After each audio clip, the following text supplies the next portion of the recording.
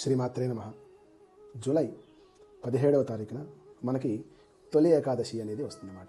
అంటే ఆషాఢ శుద్ధ ఏకాదశిని తొలి ఏకాదశి అని అంటాం. దాన్నే శయన ఏకాదశి అని కూడా అంటారన్నమాట. ఆ రోజు నుంచి మనకి దక్షిణాయన పుణ్యకాలం మనకి మొదలవుతుంది.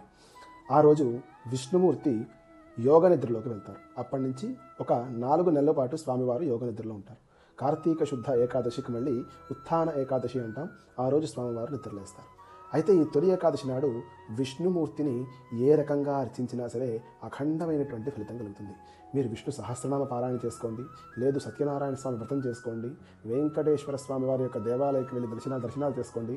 ఆ రోజు ఉపవాసం ఉంటే ఇంకా మహోత్కృష్టమైన ఫలితం కలుగుతుంది.